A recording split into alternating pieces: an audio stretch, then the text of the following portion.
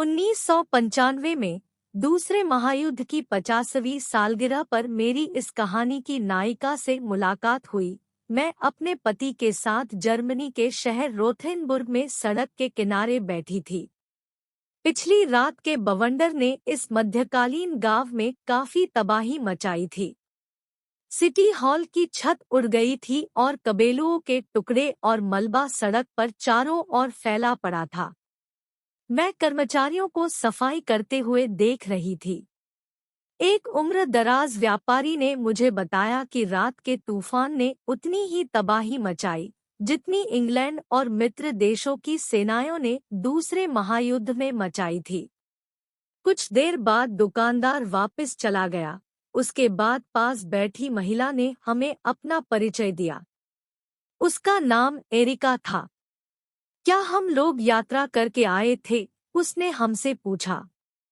जब हमने उसे बताया कि हम 2 हफ्तों की शैक्षणिक यात्रा पर यरूशलेम गए थे, तब उसकी आंखों में अचानक एक चमक आई। उसने बताया कि वो लंबे अरसे से यरूशलेम जाना चाहती थी, पर अभी तक वो उसके लिए पैसे नहीं जुटा पाई थी। उसके गले में सोने की एक चैन थी जिसमें डेविड का सितारा लटका था, यानी वो यहूदी थी। मैंने उससे कहा कि इज़राइल के प्रवास के बाद हम लोगों ने ऑस्ट्रिया स्थित यहूदी कंसंट्रेशन कैंप का भी दौरा किया था। तब एरिका हमें बताया कि एक बार वो दचाओं के यहूदी शिविर तक गई थी, परंतु वहां पहुंचकर अंदर जाने की उसकी हिम्मत नहीं हुई। उसके बाद एरिका ने मुझे अपनी कहानी सुनाई। 1933 से 1945 तक मेरी कौम के 60 लाख यहूदियों का कत्लेआम हुआ। बहुतों को भूख से मारा गया। तमाम लोगों को गैस की भट्टियों में जलाकर मारा गया। मैं कैसे तो बच गई। मेरा जन्म 1944 में किसी समय हुआ होगा। मुझे अपना जन्मदिन नहीं पता। मुझे जन्म के समय दिया अपना नाम तक नहीं पता। मैं किस देश के किस शहर में पैदा हुई, यह भी मुझे नहीं पता। मेरे भाई बहन है या नहीं, यह भी मुझे नहीं मालूम। मुझे बस इतना पता है कि मैं उस समय कुछ महीने की थी और मैं होलोकॉस्ट की विभीषिका से बच गई। मैं अक्सर अपने परिवार के बारे में सोचती हूँ, जिनके साथ मैंने कुछ अंतिम हफ्ते बिताए। शायद मेरे माता-पिता की सारा सामान चोरी हो गया था। फिर उन्हें जबरदस्ती घर छोड़ने पर मजबूर किया गया और एक गरीब यहूदी बस्ती घेटो में रहने को मजबूर किया गया। बाद में घंटों छोड़ने के आदेश मिले। मेरे माता-पिता कंटीले तार वाले घंटों के इलाके को छोड़कर खुश हुए। उन्हें लगा कि अब उन्हें टाइफाइड की बीमारी, भीड़-भाड़, गंदगी और भूख से मुक्ति मिलेगी। यहाँ से उन्हें कहाँ ले जाया जाएगा? क्या उसका उन्हें कोई अंदाज था? क्या उन्हें किसी बेहतर रिहायशी इलाके में ले जाया जाएगा? क्या उन्हें वहाँ अच्छा खाना और नौकरी मिलेगी?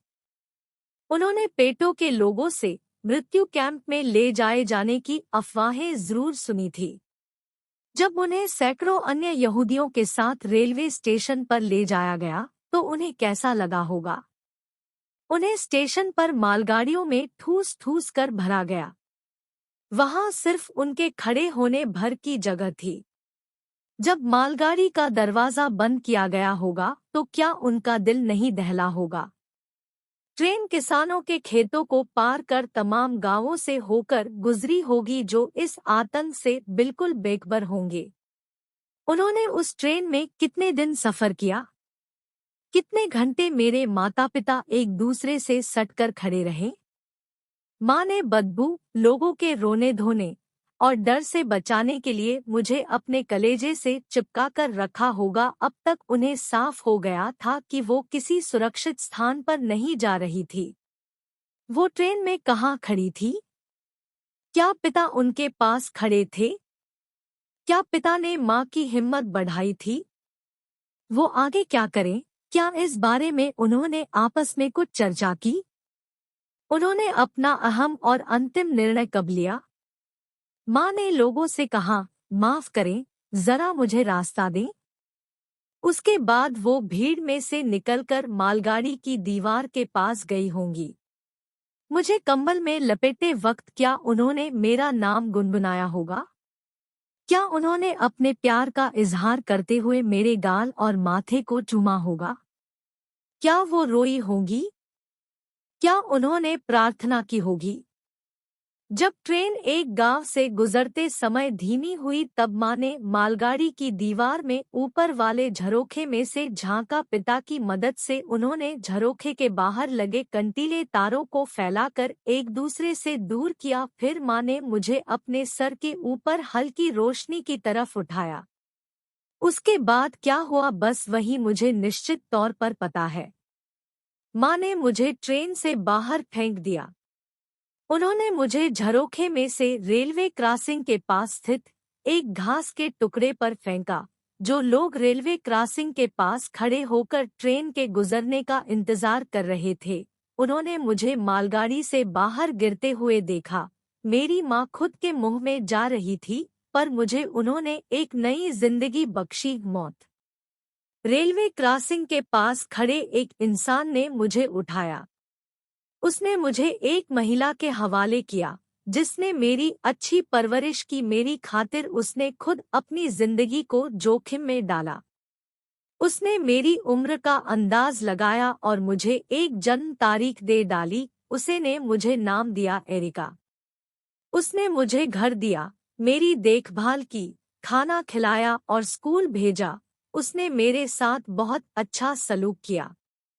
20 साल की उम्र में मैंने एक नेक इंसान के साथ शादी की। उसने मेरे दुख दर्द को पहचाना और एक परिवार का हिस्सा होने की मेरी ललक को समझा।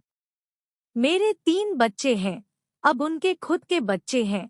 उनके चेहरों में मुझे अपना चेहरा दिखाई देता है। ऐसा कहा जाता था कि एक दिन दुनिया में यहूदियों की आबादी रात में तारों की संख्या के बराबर होगी। 1933 से 1945 के बीच उनमें से 60 लाख तारे टूटकर गिर गए। उनमें से हर तारा यहूदी लोगों का था जो बेमौत मरे और पूरे के पूरे परिवार तबाह हुए। पर आज मेरा पेड़ दोबारा से अपनी जड़ें जमा रहा है।